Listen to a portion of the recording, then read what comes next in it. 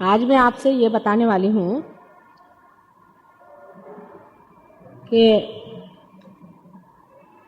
कुंडलिनी क्या चीज़ है और उसका जागरण कैसे होता है। कल मैंने आपसे बताया था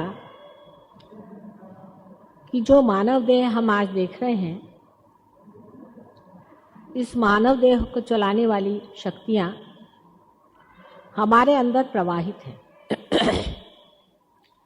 उन गुप्त प्रवाहों को हम नहीं जानते हैं, जिनके कारण आज हमारी सारी शक्तियाँ हैं, ये शरीर, मन, बुद्धि, अहंकार आदि सभी चीज़ों का व्यापार करती हैं।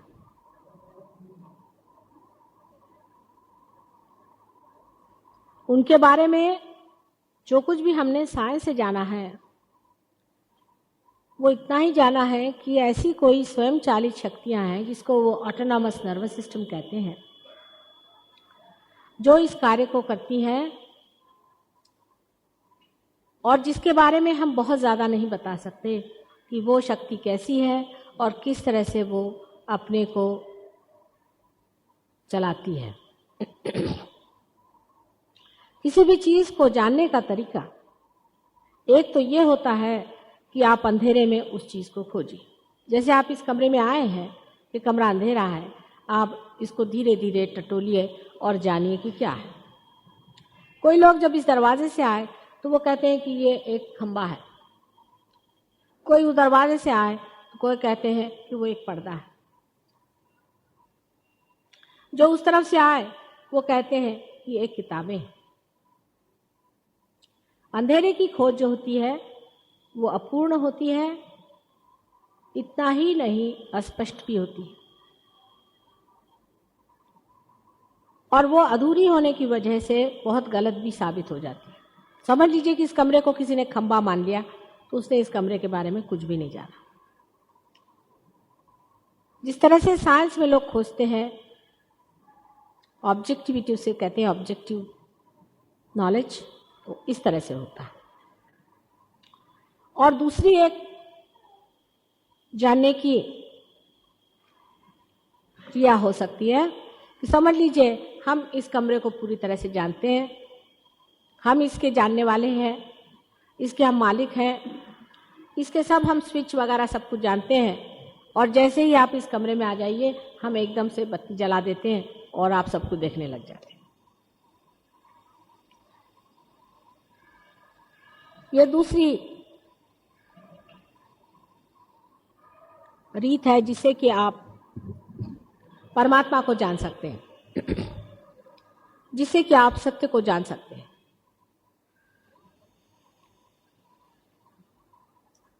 लेकिन इस तरह से प्रकाश करने वाली शक्तियां बहुत कम हुई हैं। इसके कारण जो भी कुछ आपका ज्ञान है वो अधूरा है।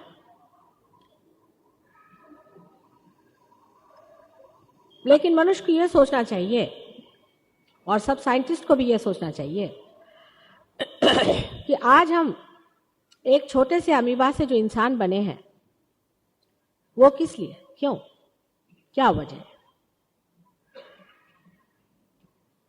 समझ लीजिए कि हम एक इस तरह का खंबा बनाते हैं, उसके लिए फिर दूसरा एक खंबा बनाते हैं, फिर एक इस तरह की चीज लगाते हैं, उसमें इस तरह से जोड़ देते हैं, तो दूसरा आदमी पूछता है कि ये किस लिए, इसकी वजह क्या है, क्यों आप ऐसा बना रहे हैं। जब हम ये प्रश्न अपने से पूछते हैं कि हम क्यों मनुष्य बनाए गए, तो इसका कोई उत्तर हमें नहीं मिलता है, साइंस में मिल भी नहीं सकता।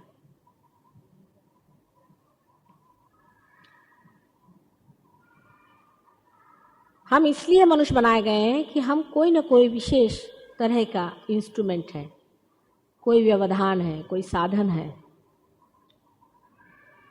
हम किस चीज के साधन है ये हम नहीं जानते।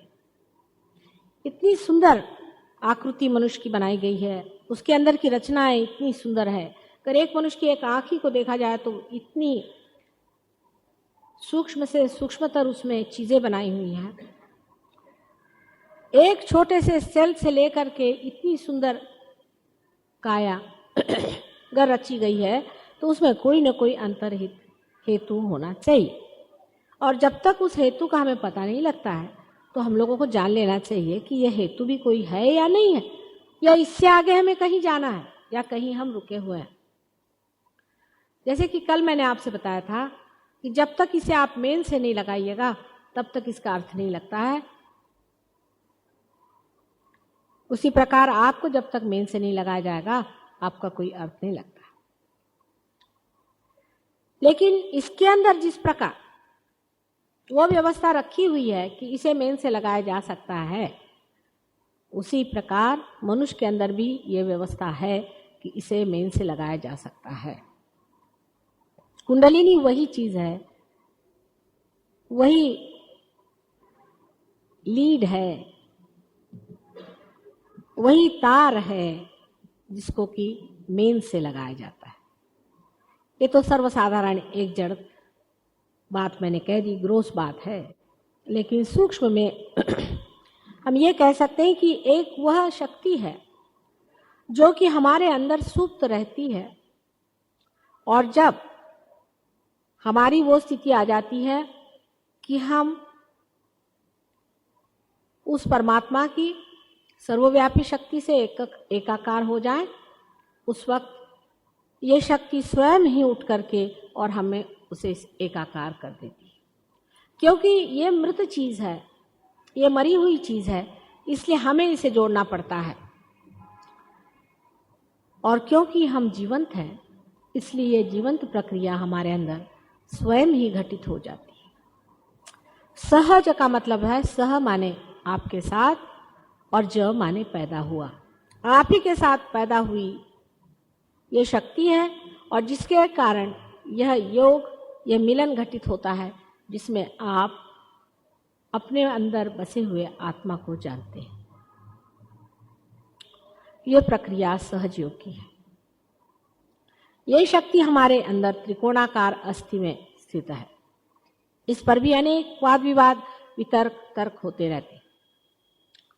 जो लोग अंधेरे में खोजते हैं वो ऐसा ही करते हैं। अंधे लोगों का वैशिष्ट्य होता है कि देखते कुछ नहीं, बस बातें करते रहते हैं, क्योंकि आंख तो होती नहीं है, तो मुंह से ही जो कुछ काम करना है करते रहते हैं। ये तर्क वितर्क की चीज नहीं है, ये साक्षात है। आप अपने आंख से कुंडलिनी को देख सकते हैं, उसका स्पंदन देख सकते हैं, उसका चलना देख सकते हैं, उसकी प्रक्रिया देख सकते हैं, और अपने अंदर उसका जो कुछ भी प्रादुर्भाव होता है, उसका जो इफेक्ट होता है, उसे भी आप जान सकते हैं।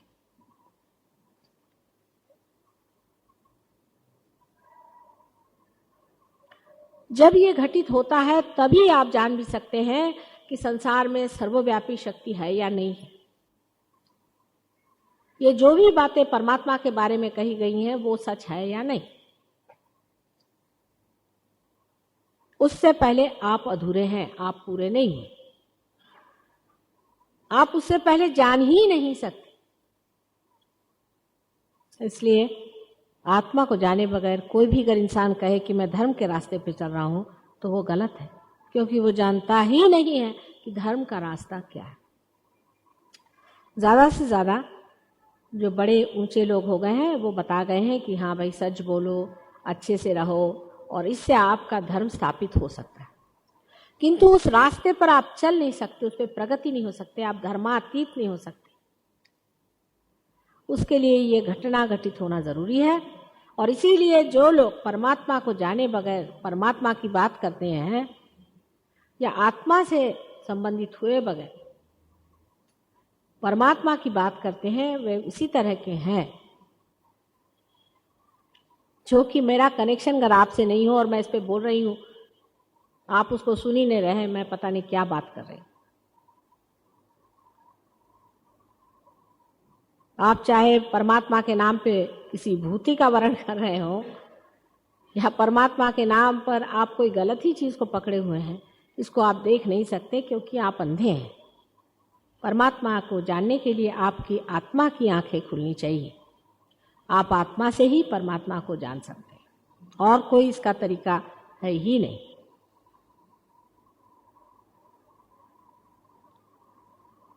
आत्मा को जानने के लिए आपकी जो मनुष्य चेतना है, ह्यूमन अवेयरनेस जो है, उसको उस हद तक पहुंचना चाहिए जहां आत्मा स्थित है। अब आपकी ह्यूमन अवेयरनेस कहां तक है? जानवरों से आपकी अवेयरनेस ऊंची है, ऐसा लोग कहते हैं। लेकिन इससे ऊंची अवेयरनेस आपको प्राप्त होनी चाहिए। अब लोग कहते हैं कि मनुष्य जो है यही आखिरी अवेयरनेस है, इसके बाद कोई अवेयरनेस है। अगर जानवर से ऊंची अवेयरनेस है तो हो सकता है कि इससे भी कोई चेतना ऊंची हो सकती है। इससे जो ऊंची चेतना है उसमें क्या घटित होना चाहिए, इसके बारे में साइकोलॉजी में भी बहुत कुछ कहा गया है। साइंस से इतने जरूर फायदे हैं कि सहयोग का स्टेज बन गया है। जहां जाकर साइंस रुक जाता है वहीं सहयोग काम आता है। साइकोलॉजी में लोगों का ये कहना है, जैसे यूंग जैसे बहुत बड़े एक साइकोलॉजिस्ट हो गए हैं जो फ्रॉइड के शिष्य थे, उन्होंने अनेक लोगों के स्वप्न आदि अनुभवों से ये निदान लगाया कि हमारे अंदर ऐसी कोई ना कोई शक्ति है, या तो बाह्य में कोई ऐसी शक्ति है जो सर्वव्यापी है, उसे ये यूनिवर्सल अनकॉन्शियस कहते हैं, जो स्वप्न में हमारा मार्गदर्शन करते हैं। स्वप्न में समझ लीजिए एक आदमी है, वो देखता है कि मैं रात दिन अपने लड़के के सामने झुकता हूं, उसको नमस्कार करता हूं। इसका अर्थ ये होता है कि वो आदमी, उस बच्चे के बारे में सतर्क किया जाता है कि ये बच्चा आदरणीय है, उसका आदर करो। अगर कोई लड़की है और उसे ऐसा स्वप्न आता है कि उसकी माँ राक्षसीन है, तो उस लड़की को ये चेतना मिलती है कि तुम्हारी माँ तुम्हें खराब कर रही है, तुम्हारा लाड़ कर रही है, दुलार कर रही है, उससे तुम चेतित हो जाओ। ऐसे अनेक एक्सपेरिमेंट्स यूं ने किए हुए हैं और उनकी बहुत बड़ी सोसाइटीज भी हैं। लंदन में उसका बहुत बड़ा संगठन है और उनको लोग बहुत ऊंचे किस्म के साइकोलॉजिस्ट समझते हैं। ऐसे अनेक और भी हैं जिन्होंने इस चीज को माना है कि एक ऐसी कोई शक्ति है जो यूनिवर्सल अनकॉन्शियस नाम से जाननी चाहिए। अनकॉन्शियस इसलिए क्योंकि वो हमारे चेतन मन में नहीं है। जब वो हमारे चेतन मन में आ जाएगी तो वो कॉन्शियस हो जाएगी।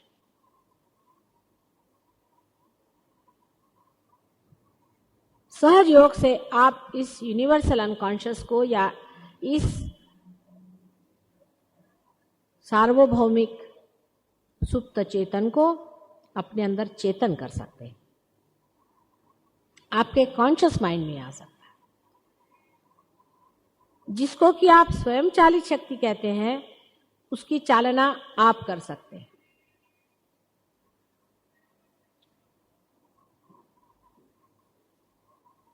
यानी हमारे अंदर की जो ये सुप्त शक्ति है, जिसे कुंडलिनी कहते हैं, जो कि 3.5 कुंडलों में हमारे त्रिकोणाकार अस्थि में सुप्त रहती है, उसकी जागृति हो करके जब वो हमारे मेरुदंड से निकल करके और हमारे सहस्त्रार से, इस जगह से जिसे तालु कहते हैं, उसको छेद करके और उस सर्वव्यापी शक्ति से एकाकार हो जाती है, तब हमारे अंदर भी वह सर्वव्यापी शक्ति बहने लग जाती है। ये जब घटना घटित होती है तब हमारे अंदर जो 7 चक्र हैं, ये हमारे 7 अंगों को बताते हैं, जिसको कि एक साधारण तौर से हम कहते हैं कि हमारा physical, mental, emotional, spiritual being जो है, उस सब को चेतित करके उसको समग्र इंटीग्रेट कर देती है। मनुष्य में इंटीग्रेशन नहीं। अगर कोई काम हम अपने बुद्धि से ठीक समझ के करते हैं तो हमारी मन नहीं गवाही देता कि ये ठीक काम है, वो कहता नहीं ये ठीक काम नहीं। अगर हम कोई मन से काम करते हैं तो शरीर कहता है कि बाबा हमारे तो उठने का मन नहीं है, हम नहीं करने देंगे। लेकिन जब 7 चक्रों को लंघ करके 6 चक्रों को, 7वां चक्र तो सिर्फ बैठा ही है, लांग करके जब यह शक्ति हमारे ब्रह्मरंध्र को छेद देती है, तब हमारे अंदर की ये जो विविध तबीयतें हैं, एस्पेक्ट्स हैं, वो सब एकाकार समग्र हो जाते हैं। और दूसरे उस सर्वव्यापी शक्ति से हम एकाकार हो जाते हैं। अनेक बार इसको मैं बता चुकी हूं कि सर्वव्यापी शक्ति किस प्रकार है। जैसे कि एक माला के अंदर एक सूत्र चला जाता है, लेकिन हर मन का अलग दिखाई देता है। उसी प्रकार यह शक्ति हमारे सबके अंदर से गुजर के गई हुई है।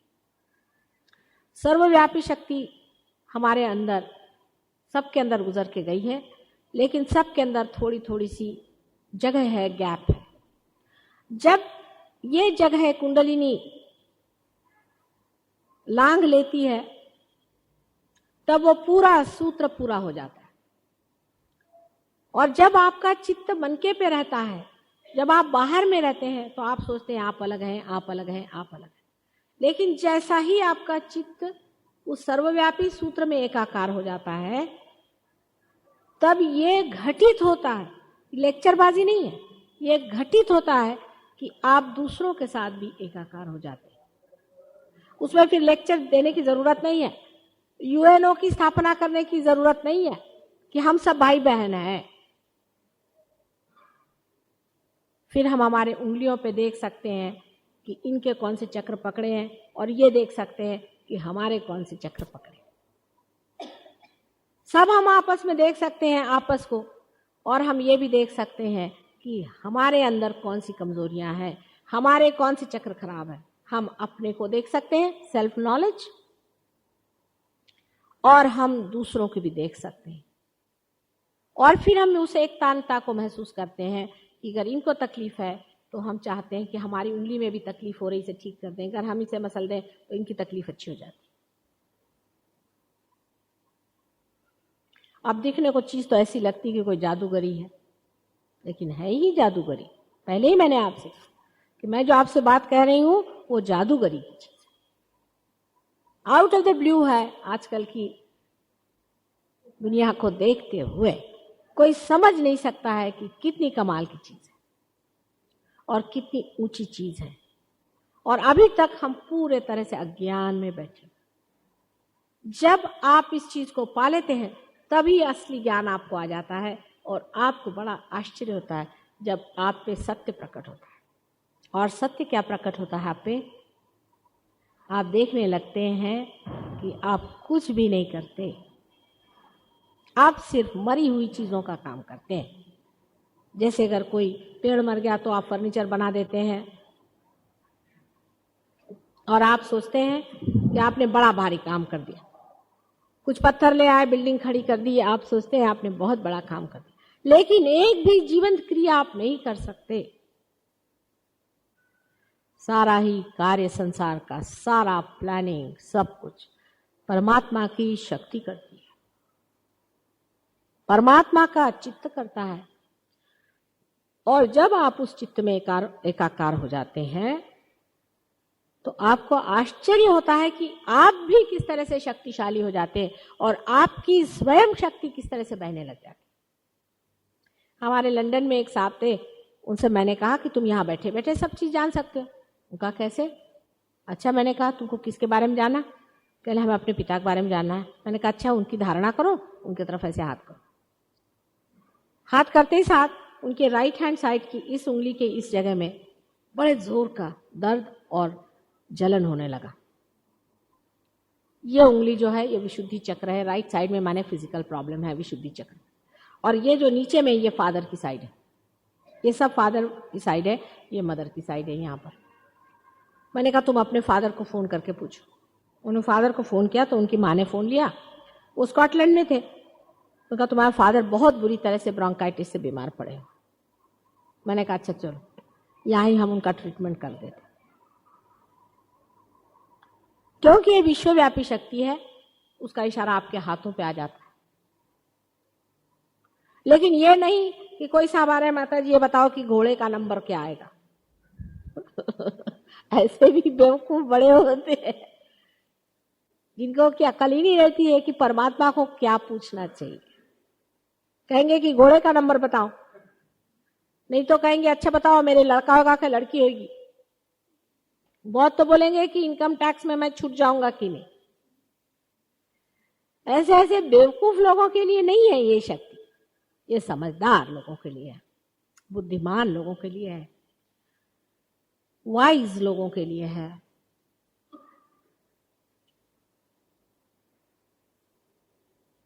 ऐसे वैसे एरा कबाड़ा से कामनो है, ऐसे ऐसे बेवकूफों के लिए ये चीज नहीं है।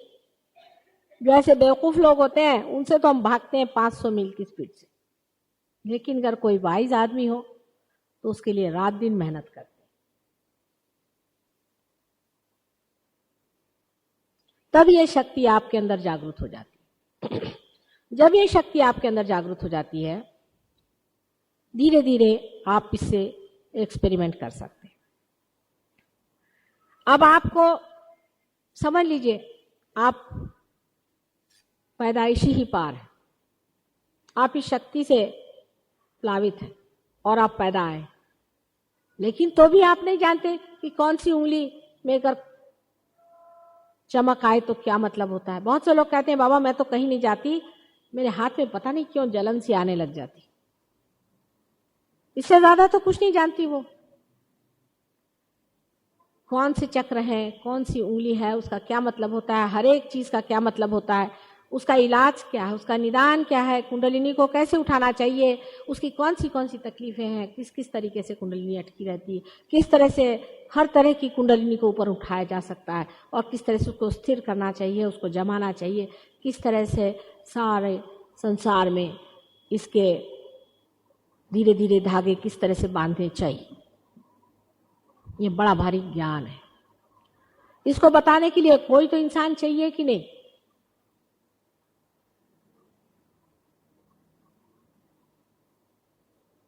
इसीलिए इसको बताने ही के लिए हम इस संसार में आए, क्योंकि हम जानते हैं सब।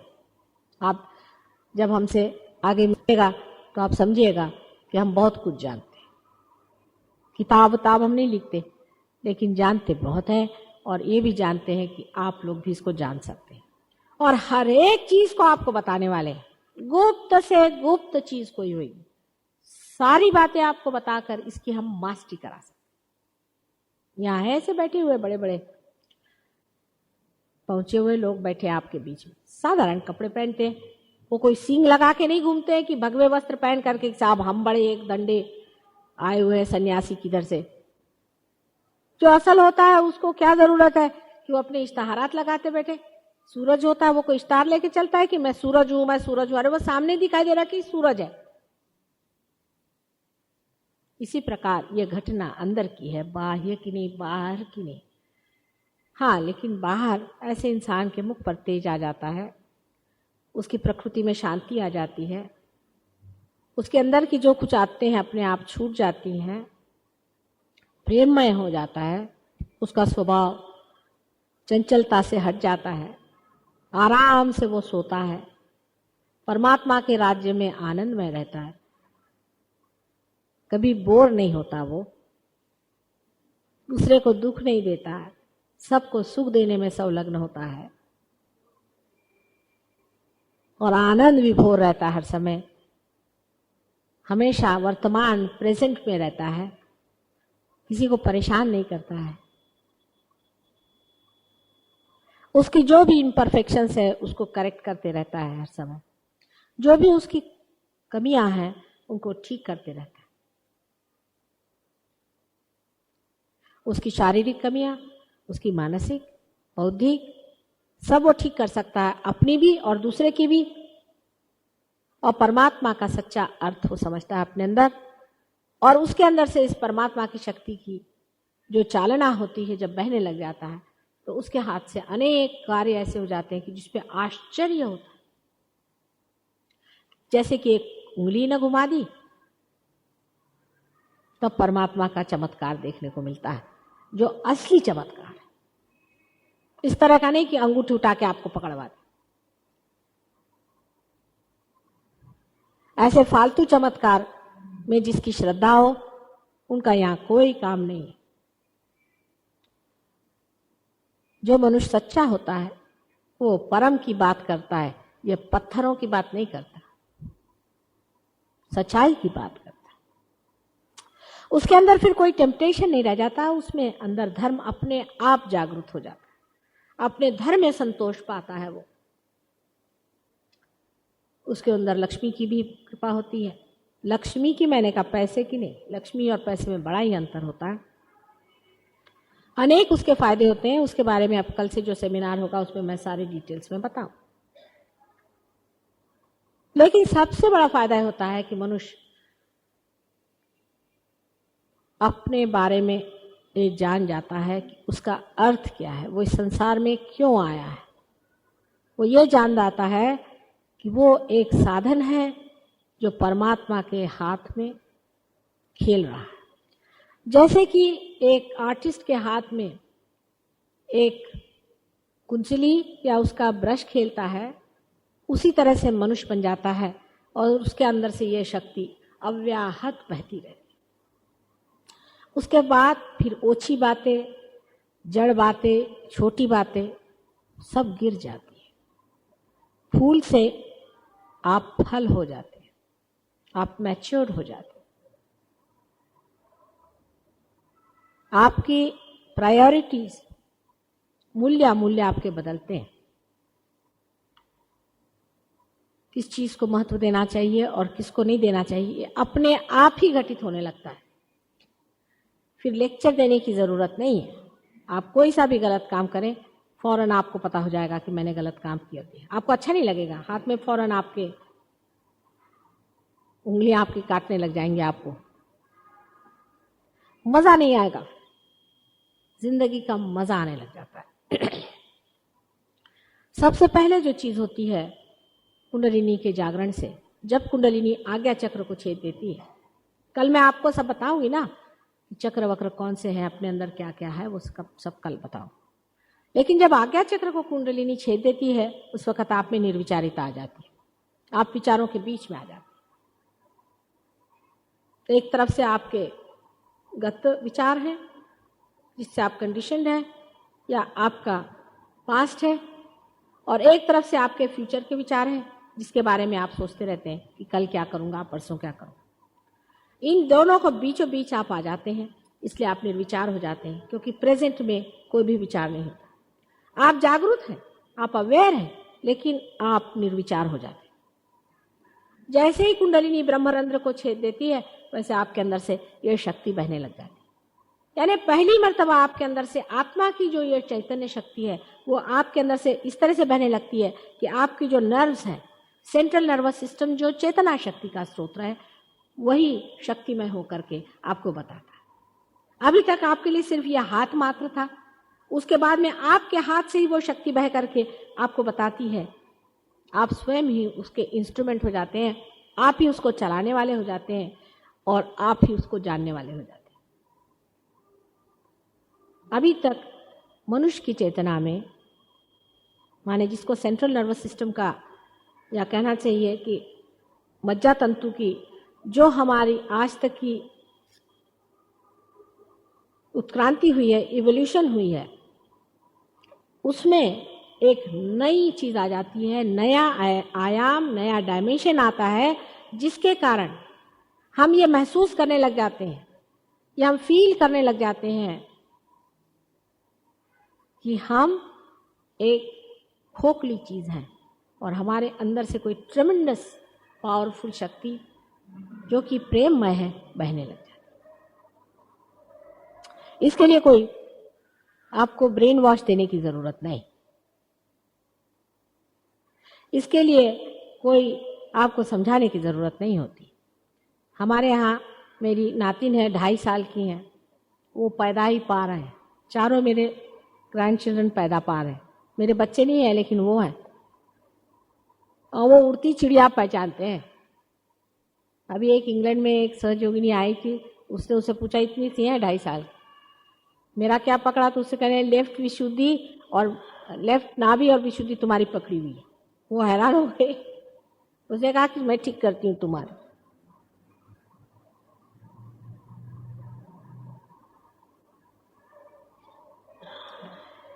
जो बच्चे आजकल बहुत से संसार में आ रहे हैं, जो कि कोई विशेष तरह के बच्चे दिखाई देते हैं, वो असल में पार बच्चे हैं। बहुत बड़े बड़े जीव संसार में आ जा रहे हैं, और उनको समझने के लिए जरूरी है कि आप भी पार हो जाइए। नहीं तो आपको समझ में नहीं आएंगे कि ये कहाँ की परकट उड़ा रहे हैं, क्या कह रहे हैं। आप कहेंगे पता नहीं क्या बोलते रहते हैं, कुछ समझ में नहीं आता है बच्चे। और वो जो भी करते हैं वो सहयोग करते हैं। आपके पीठ पे चढ़ जाएंगे, आपकी विशुद्धि को मारेंगे। हमेशा बंदूक लेकर ठा ठा ठा ठा आपकी वीकनेसेस मारते रहेंगे। हम समझ नहीं पाते इस चीज को, क्योंकि हमारा